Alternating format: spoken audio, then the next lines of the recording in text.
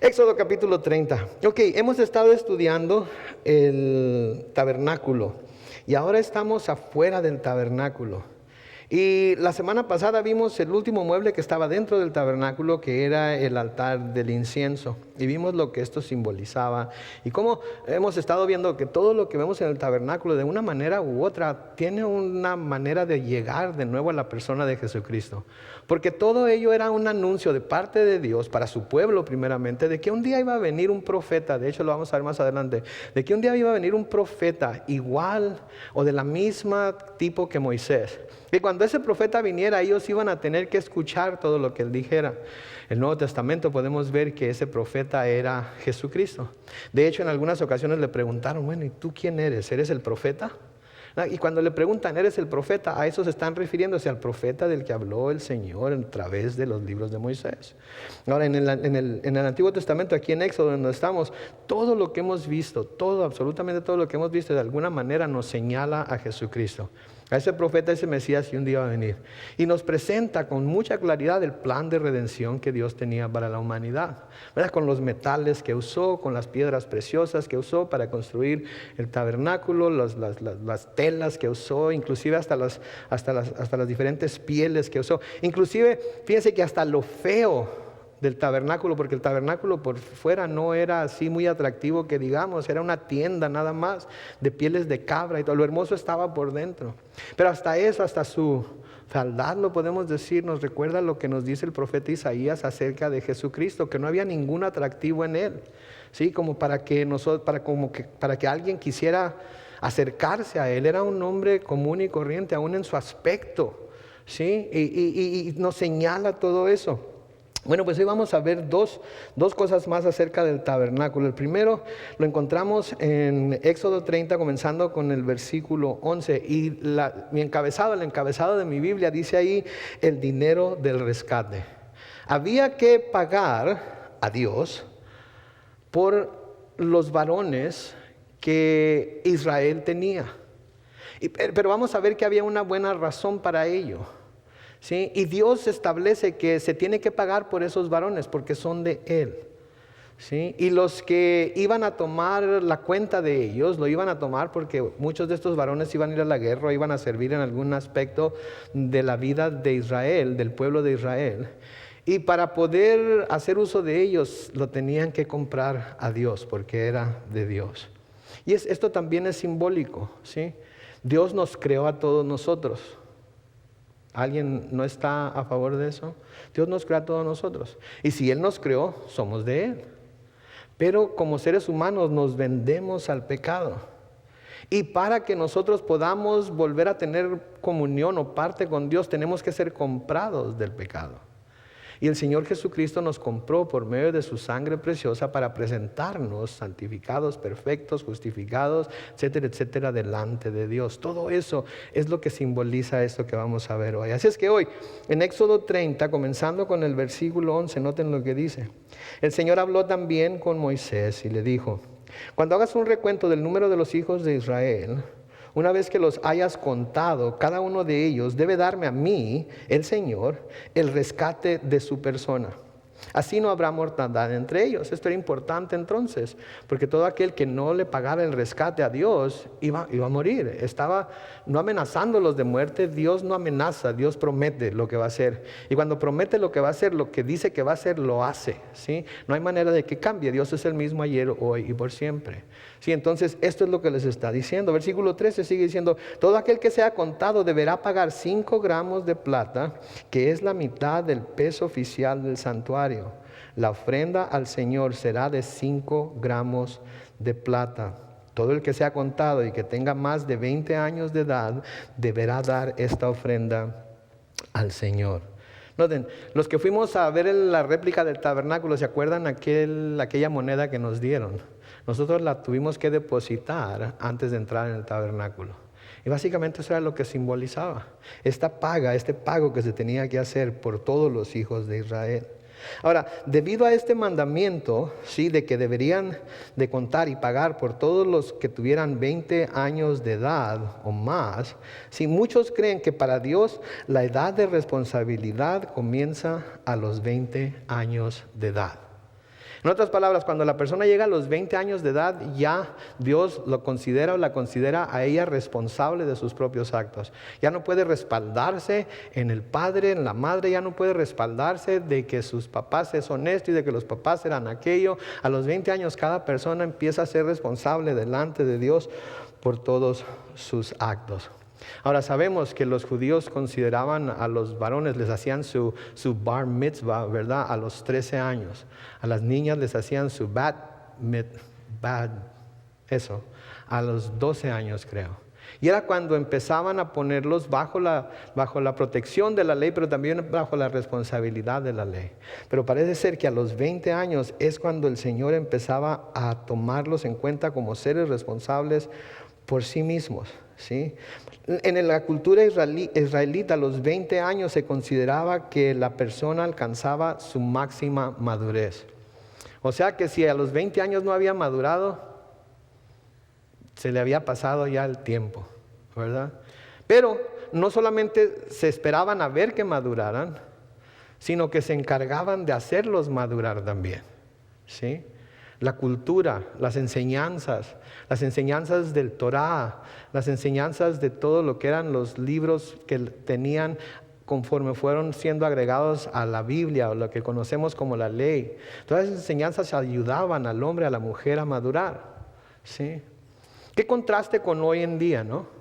Hoy en día tenemos adolescentes de 20, 30, hasta 40 años, ¿verdad? En aquel tiempo, cuando ellos ya eran responsables de aprenderse la ley y de actuar conforme a la ley, todo el mundo esperaba que los jóvenes empezaran a cumplir con los requerimientos de la ley. Nos acordamos de Jesucristo, ¿no? Nos dice en la ley que todo varón debe de ir a Jerusalén a celebrar la fiesta de la Pascua, ¿verdad? Cuando menos una vez en su vida. Vemos cómo Jesús a los 12 años fue con sus padres a celebrar la Pascua. Y se acuerdan ustedes, se les perdió. Sí, cuando ellos iban de regreso, él se quedó en el templo y después de 3 días que iban de regreso, no lo encontraban y se devolvió María y lo anduvo buscando entre todos sus parientes y finalmente volvió a llegar a Jerusalén. ¿Y dónde lo encontró? Lo encontró con todos los escribas, con todos los doctores de la ley, explicándoles a ellos la ley. Y María estaba bien enchilada, ¿verdad? Pero ¿por qué le haces esto a tu padre y a mí? Te anduvimos buscando como... ¿Y qué le dice el Señor Jesucristo a María? En los negocios de mi padre debo estar, ¿verdad? ¿Por qué? Porque él a esa edad ya entendía cuál era su responsabilidad. Sí, nuestra cultura es muy diferente, como les estoy diciendo, ¿verdad? Hay adolescentes de todas edades, ¿verdad? Hay adolescentes que se la pasan pegados a la pantalla del teléfono, del iPad, de la televisión, de la computadora, jugando videojuegos todo el día, toda la noche y parte del siguiente día. Y están pegados a ellos porque están disfrutando su infancia o su adolescencia, su juventud o qué sé yo. Ahora, no me malentiendan. No estoy diciendo que los juegos, que la televisión, que la computadora o todo eso sea algo malo en sí mismo. Pero cuando todas esas cosas empiezan a dominarnos y a tomar control de nuestro tiempo y a tomar control de todo lo que hacemos, y cuando esas son las cosas principales a las que anhelamos estar haciendo, ¿verdad? Estamos cometiendo un grave error. Pablo nos dice en el Nuevo Testamento que todo me es lícito, pero yo no me dejaré dominar por nada, ¿verdad? Y cuando nos dejamos dominar por algo, entonces estamos dejando lo más por lo menos. Y desafortunadamente vivimos en un tiempo en el que todo esto es algo que la gente espera que se haga. Y olvídenle quitarle el teléfono a un hijo adolescente, olvídenle quitarle el iPad o el iPad, porque calle, boca, pare, lengua, arde Troya. Y vamos a escuchar todo tipo de gritos y abuso y hasta malas palabras, porque ¿cómo te atreves a quitármelo? ¿Ok? Pero lo que estamos haciendo cuando no imponemos las reglas que debemos imponer y no les estamos ayudando a madurar, lo que estamos haciendo es creando adolescentes que todavía a los 20, 30, 40 años van a seguir comportándose como adolescentes. ¿Y saben qué? Los que tienen hijas deberían de preocuparse. ¿Ok? Porque sus hijas tarde o temprano van a necesitar varones hombres maduros que se encarguen de ellas, que las cuiden a ellas, que las protejan a ellas, que sean esposos de ellas, pero van a terminar siendo esposos de las pantallas. Y ahí es en donde muchas veces la gente cae en diferentes pecados y diferentes vicios que después es difícil hacerlos a un lado. Nosotros como padres de familia tenemos la responsabilidad y el deber de llamarlos a cuentas ahorita. Y si no lo hacemos ahorita, van a crecer y van a ser esos eternos adolescentes que todavía a los 40 años van a andar quebrándose rodillas, van a andar quebrándose piernas en la patineta porque no han madurado. Entonces tenemos que tener mucho cuidado. Aquí al parecer el Señor les está diciendo que a los 20 años es cuando ellos ya deben ser responsables por sí mismos. ¿Sí? El hecho de que tuvieran que pagar estos 5 gramos de plata era porque los hijos de Israel, de nuevo, pertenecían a Dios, eran su propiedad. Un censo ponía en riesgo de plaga a Israel debido a que ellos pensaban que cuando ellos podían contar algo, esto significaba que eso era de ellos. Entonces, por ejemplo, usted va a un redil y empieza a contar ovejas, todo el mundo piensa que lo que está contando son sus ovejas. Y entonces los israelitas, o Dios no quería que los israelitas cayeran en el error de que al contar a los hombres, al contar a las personas que podrían ir a la guerra, ellos pensaran, estos son mis soldados, yo los puedo usar como yo quiera. Lo que quería era que se dieran cuenta de que todo Israel era de él. Y al pagar estos 5 gramos de plata, quedaban libres de ver a los hijos de Israel como parte de la nación y los miraban como parte de la nación de Dios, que es muy importante. Sí, porque es muy importante también que nosotros nos veamos como parte del pueblo de Dios. Somos el pueblo de Dios, somos ovejas de su redil. Y cuando nosotros nos consideramos ovejas de su redil, podemos decir, como dice David en el Salmo 23, Jehová es mi pastor, con toda confianza. Pero al decir Jehová es mi pastor, también lo que estamos diciendo y lo que estamos admitiendo es que Él está, ¿sí?, a cargo de nuestras vidas. Y porque es nuestro pastor, así como las ovejas de su redil, nosotros nos vamos a someter a todo lo que nuestro pastor diga, a todo lo que nuestro pastor nos mande. Las ovejas no van a donde ellas quieren, las ovejas van a donde el pastor las dirige, a donde el pastor las guía. Ahora, a veces nos concentramos mucho en Jehová es mi pastor, nada me faltará, ¿verdad? Eso de nada me faltará nos gusta muchísimo, nos encanta, lo citamos, lo decimos con mucha convicción. Pero cuando estamos diciendo Jehová es mi pastor, estamos diciendo Jehová, tú como mi pastor, ¿sí? Al reconocerte yo como mi pastor, estoy diciendo que me voy a someter a todo lo que tú me digas que tenga que hacer. A ir solamente a donde tú me digas que tenga que ir. A seguirte a donde tú me dirijas a seguirte. ¿Sí? Porque eso es lo que la oveja es para el pastor. Depende completamente del pastor. Obedece completamente al pastor. Entonces, así como los judíos eran de Dios, nosotros también somos parte del pueblo de Dios. Somos adoptados, pero somos parte del pueblo de Dios.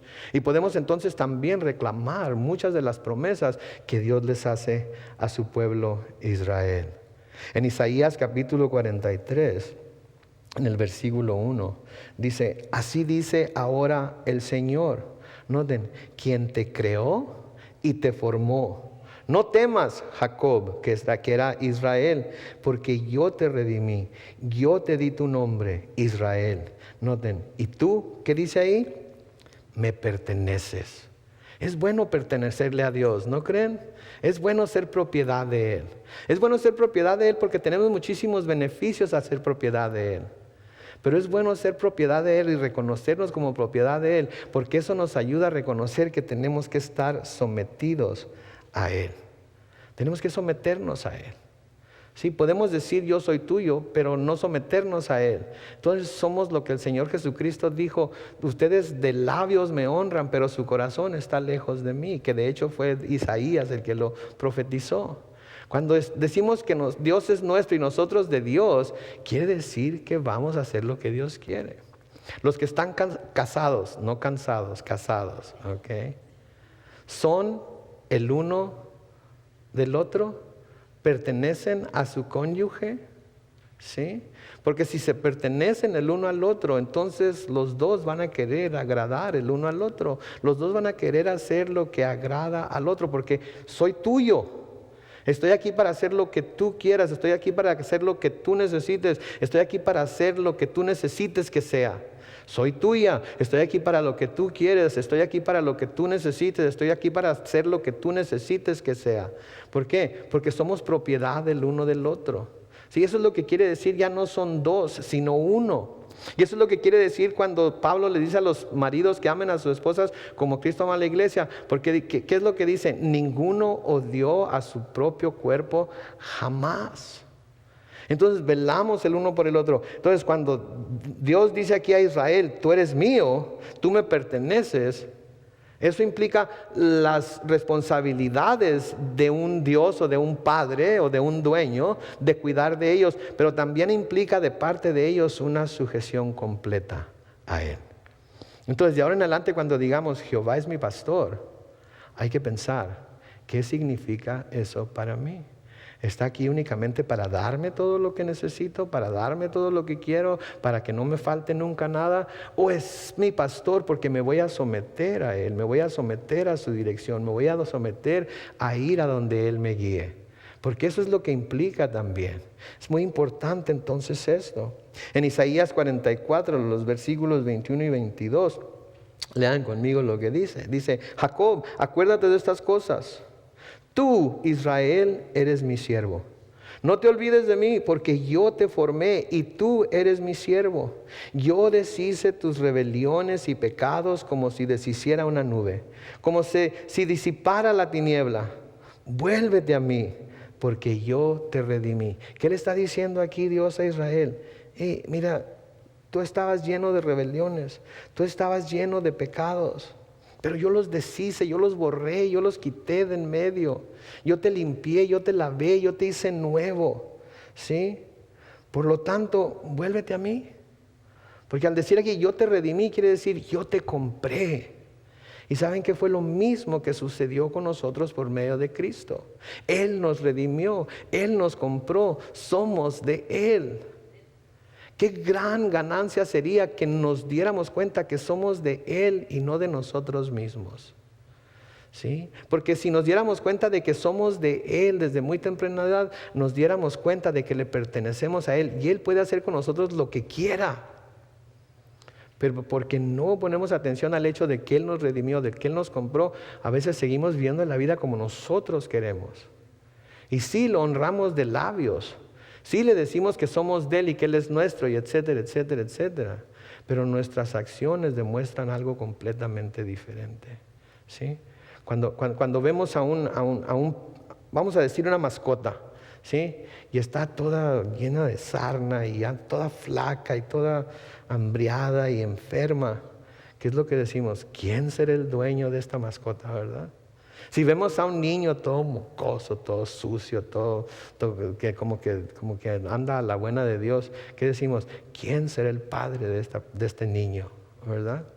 Pero si vemos una mascota que está, su pelo está bien frondoso y limpio y se ve saludable, se ve gordito, se ve como que tiene energías y todo eso. O si vemos a un niño bien cambiadito y que se porta bien y que hace todo como debe ser, ¿qué decimos? ¿Quién será el dueño de esta mascota? ¿Quién será el papá de este niño? ¿Verdad? Para cambiárselo por el mío, ¿verdad? ¿Por qué? Porque tienen un buen o mal padre, porque tienen un buen o mal amo. Nuestro amo es el mejor amo que pudiéramos tener. Nuestro padre es el mejor padre que pudiéramos tener. Si permitimos que Él actúe como nuestro padre en nuestras vidas, si permitimos que Él actúe como nuestro amo en nuestras vidas, si los dejamos que Él nos cuide como Él quiere cuidarnos y que nos guíe como Él quiere dirigirnos y lo sigamos a donde Él quiere que lo sigamos, entonces somos de Él. Él nos compró, Él nos redimió. Somos ovejas de su prado, le pertenecemos a Él y no nosotros a nosotros mismos. Amén. Eso debe cambiar el panorama de cómo nos vemos nosotros y cómo nos vemos ¿Cómo lo vemos a Él en nuestras vidas? Noten el versículo 15 y dice, al dar la ofrenda al Señor para la expiación de personas, noten, ni el rico dará más de 5 gramos de plata, ni el pobre dará menos. Se me hace que Dios no es socialista, ¿ok? Ni comunista. No es capitalista tampoco, pero se me hace que no es ni socialista ni comunista. Socialista y comunista menos. Vivimos en un tiempo ahorita en donde todo el mundo quiere que los ricos den más, que los ricos den lo que es justo, que los ricos hay que exprimirlos, ¿verdad? Tienen demasiado, ¿verdad? Esas personas que se han esforzado y han puesto sus negocios y han sido exitosos y han podido guardar dinero en el banco y ahora viven una vida desahogada, una vida con seguridad financiera. A esos hay que agarrarlos y hay que quitarles todo cuanto podamos para que todos los demás puedan tener todo lo que necesitan. Noten aquí, Dios dice, al rico no va a dar más, ni el pobre va a dar menos. Para Dios, pobre y rico son iguales. Para Dios, pobre y rico están en el mismo plano.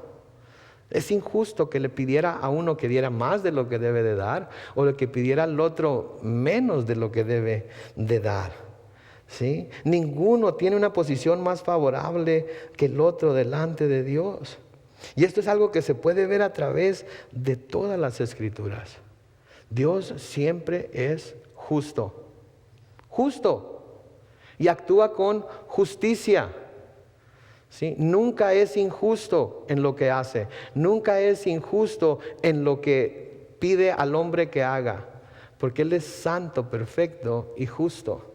Entonces lo que Él está pidiendo aquí es justo. ¿Tienes mucho? 5 gramos de plata. ¿Tienes poco? 5 gramos de plata. No hay distinción. Dios no hace distinción. Y nosotros tampoco debemos hacer distinción de ninguna clase, ¿sí? Ya sea por nacionalidad o por grupo étnico o porque se es rico o pobre o porque se es educado o nada más llegó hasta la secundaria. No debemos hacer acepción de personas nosotros, porque Dios no hace acepción de personas. A todo mundo debemos de tratar igual.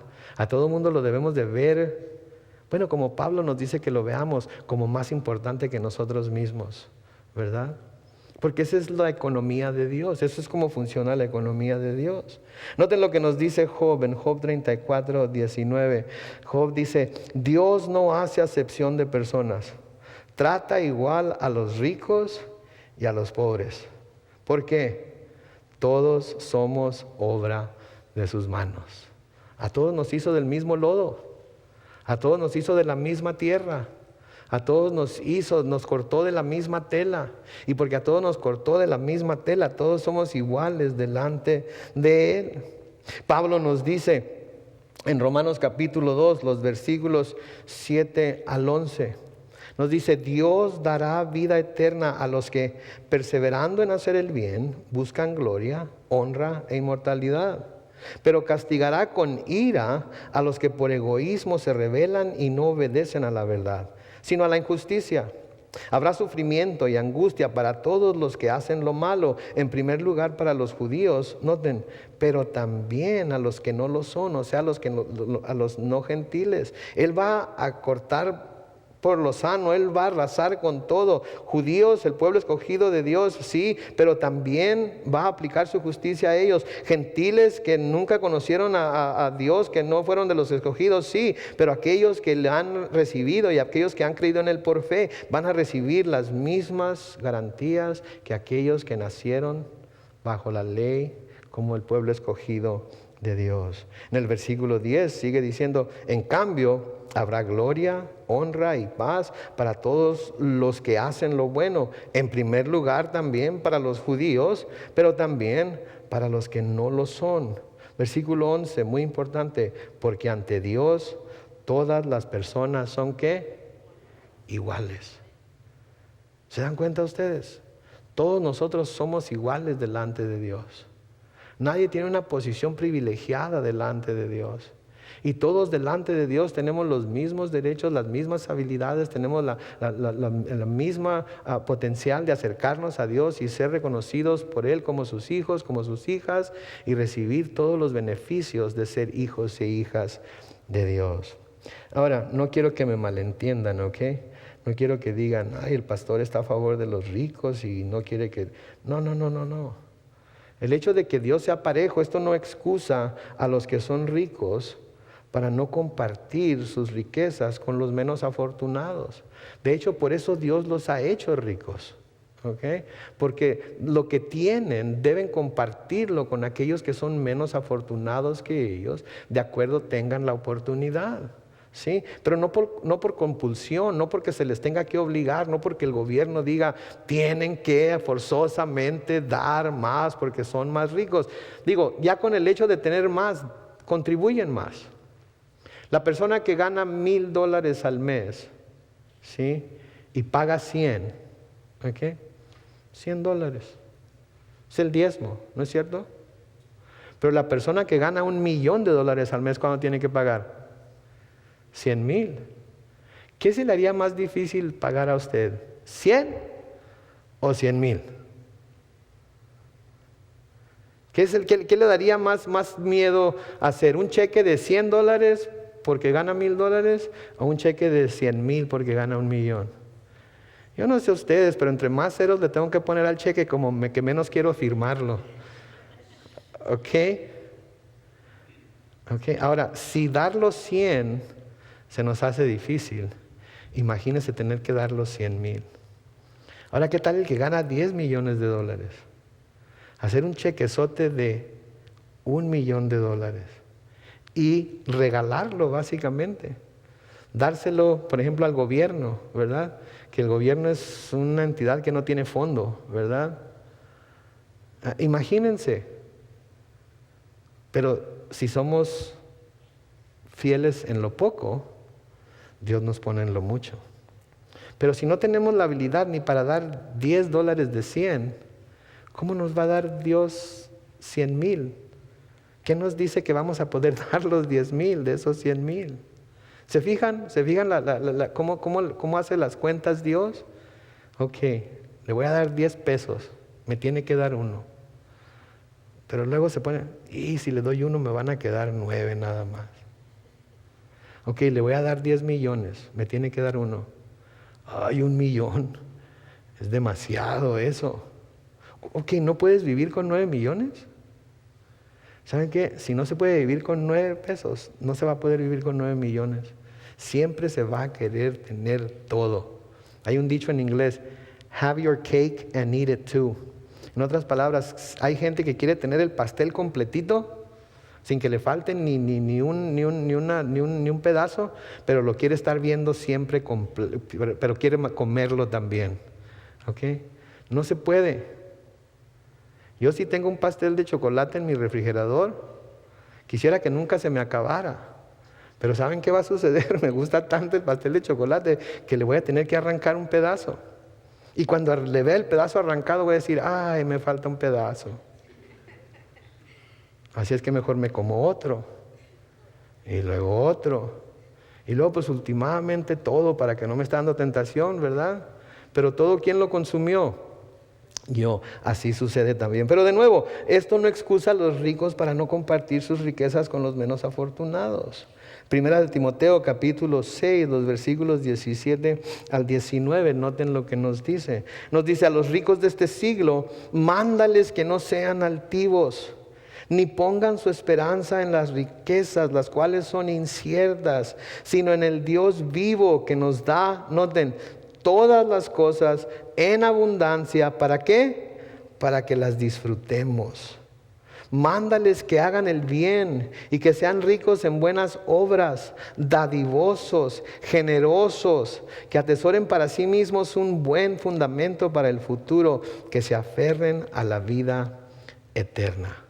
¿Se fijan? Entonces Dios les está diciendo, gente que son ricas, gente que tienen más de lo que necesitan, ustedes tomen de esas cosas, de eso que les sobra y sean ricos en buenas obras, sean dadivosos, sean generosos, sean espléndidos. así como yo soy con ustedes, ¿sí? Porque así como Él es, nosotros debemos buscar ser, ¿sí? Y Él siempre se preocupó por los pobres. Entonces, no quita la responsabilidad de que los que tenemos más, ayudemos a los que tienen menos. Ahora digo, tenemos más, porque estoy seguro que el más pobre entre nosotros aquí esta noche tiene lo suficiente para compartir una hamburguesa, una Coca-Cola, unas papas fritas con alguien que no tiene absolutamente nada. ¿Sí? Estoy seguro que si ayunáramos una comida por semana y tomáramos ese dinero y lo diéramos a una organización que ayuda a la gente que tiene hambre, o compráramos una bolsa de mandado y la lleváramos a una de esas instituciones que se dedican a repartir comida entre los menos afortunados, ni siquiera lo extrañaríamos. Pero ¿cuántos lo hacemos?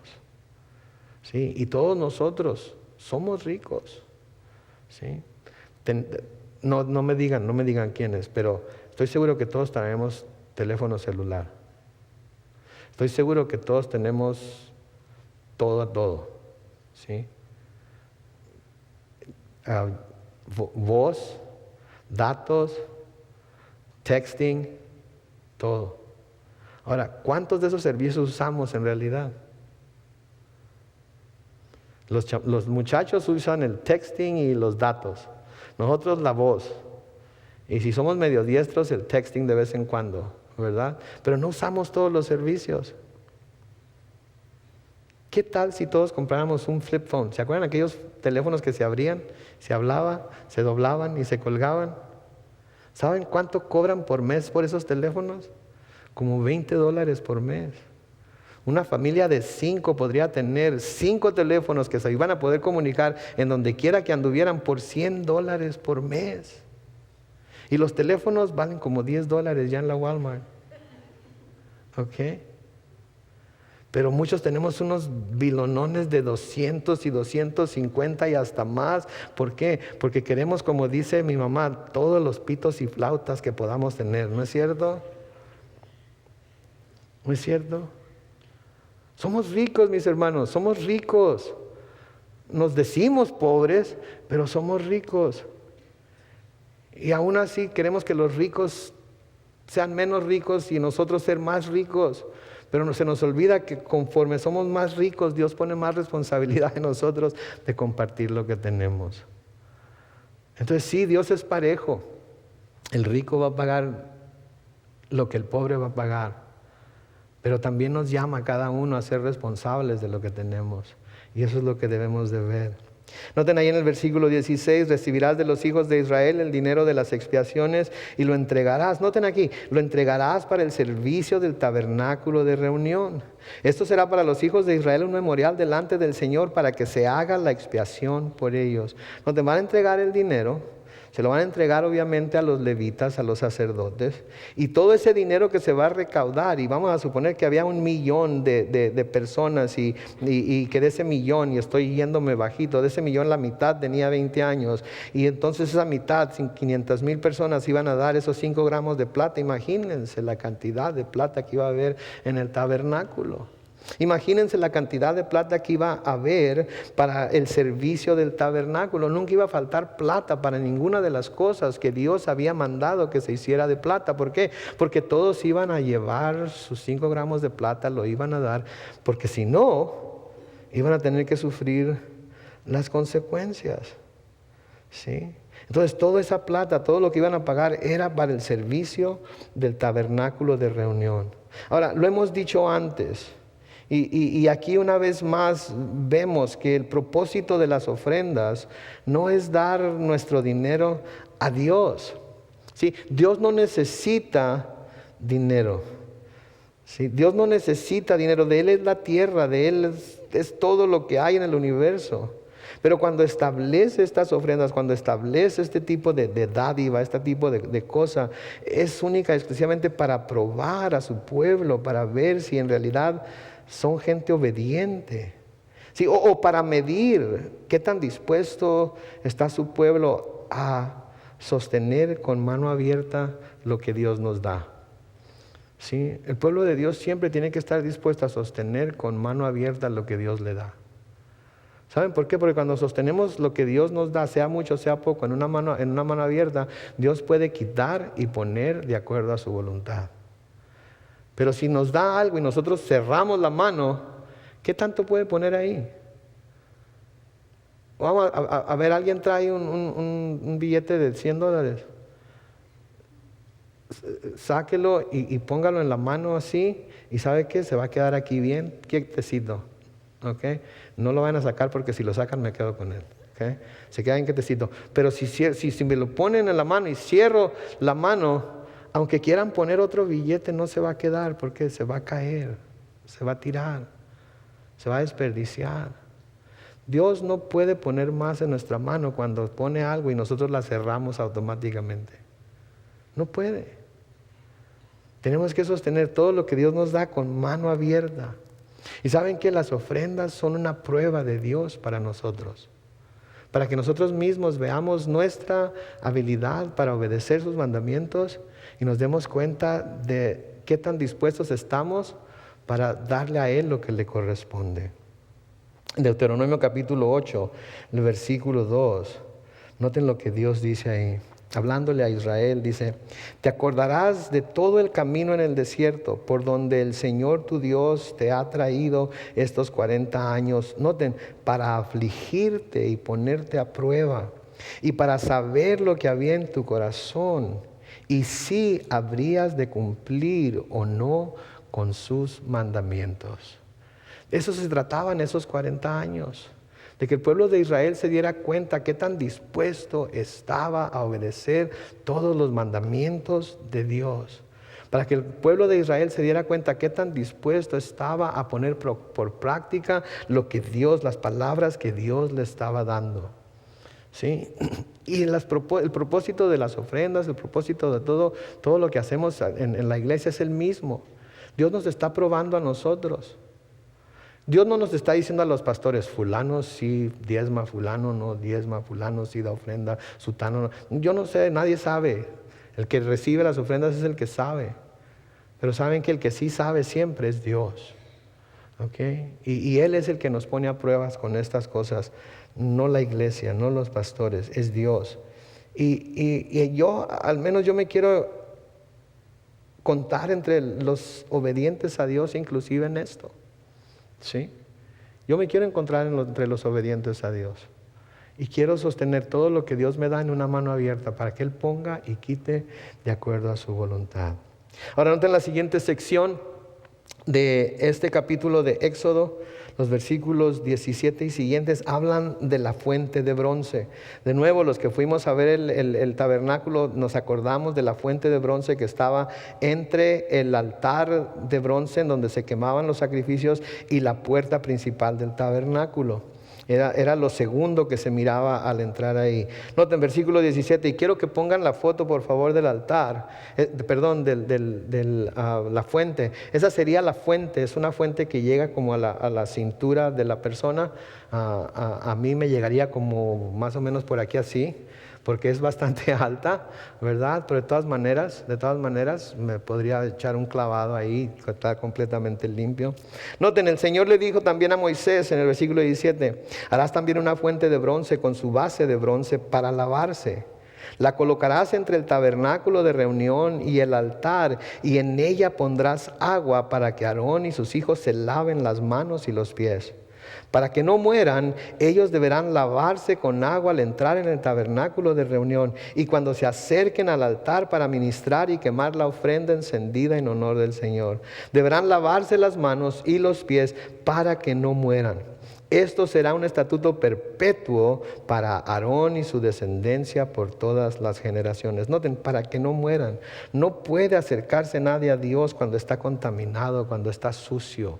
No puede acercarse nadie a Dios cuando tiene algo que no es tan puro y tan santo y perfecto como Él es. Y la fuente de bronce entonces era este tazón que ven ahí, que era hecho de bronce, que estaba siempre lleno de agua limpia, con lo que los sacerdotes tenían que lavarse las manos y los pies antes de ministrar en los trabajos, cualquiera que fuera el trabajo de del tabernáculo, pero especialmente al presentar las ofrendas y especialmente al entrar dentro del lugar santo y luego el lugar santísimo para rociar con sangre el propiciatorio. Si ante el altar de bronce el sacerdote era justificado, ¿verdad? Simbólicamente por el sacrificio que se presentaba y se ofrecía por medio del fuego, ¿sí? El sacerdote quedaba justificado por ello, pero en la fuente de bronce los sacerdotes estaban constantemente lavando simbólicamente de la contaminación del mundo día tras día y hora tras hora. De igual manera nosotros, por el sacrificio de Cristo, nosotros hemos sido justificados también. Pero también, después de haber sido justificados por Cristo, tenemos que ser constantemente lavados, ¿sí?, de toda la contaminación de este mundo que día con día se nos pega. ¿No es cierto? Día con día se nos pegan cosas aquí y allá, nos contaminamos del mundo con lo que vemos, con lo que oímos, con lo que hacemos, con lo que decimos. Viene contaminación del mundo y tenemos que ser lavados con agua. Ahora, ¿qué es lo que simboliza el agua en la Biblia?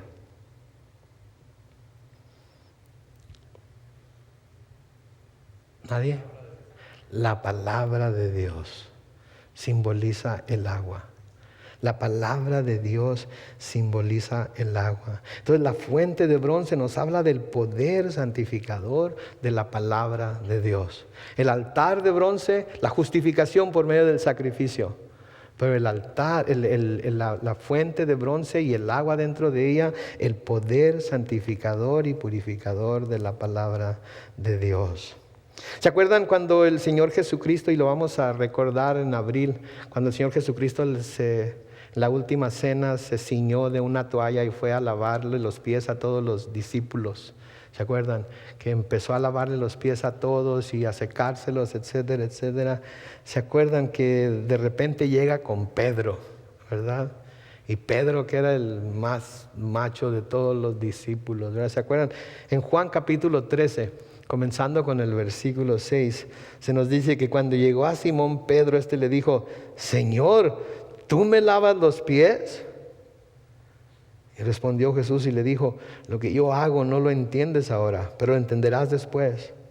Pedro le dijo: jamás me lavarás los pies. Y Jesús le respondió: si no te los lavo, no tendrás parte conmigo. Simón Pedro le dijo: entonces, Señor, lávame no solamente los pies, sino también las manos y la cabeza. Jesús le dijo: el que está lavado no necesita más que lavarse los pies, pues está todo limpio. Y ustedes están limpios, aunque no todos. Y aquí está mencionando, obviamente está haciendo alusión a Judas, que lo iba a entregar. Pero noten, el que ha sido limpio, el que ya está lavado, no necesita más que lavarse los pies, pues está todo limpio. Y ustedes están limpios. ¿Cómo fue que Él los limpió? ¿Cómo fue que Él los lavó? ¿Cómo fue que Él los dejó listos para lo que tenían que hacer? Juan capítulo 15, versículo 3 nos dice: ustedes ya están limpios. ¿Por qué? Por la palabra que les he hablado.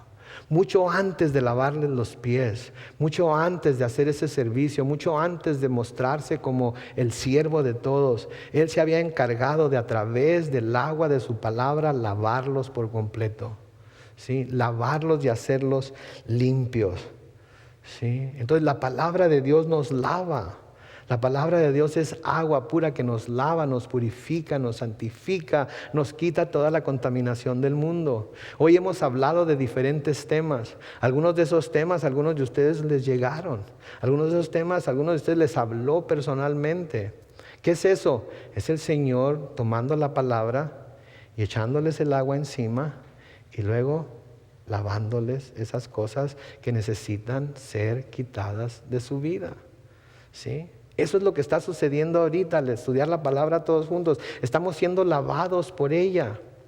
Ahora, cuando nosotros bañábamos a nuestros niños, ¿se acuerdan qué teníamos que hacer? Lo teníamos que agarrar y teníamos que agarrar la toallita, y aunque les usábamos ese jaboncito muy suave para bebés, de todos modos teníamos que darles unos tallones de vez en cuando, ¿verdad?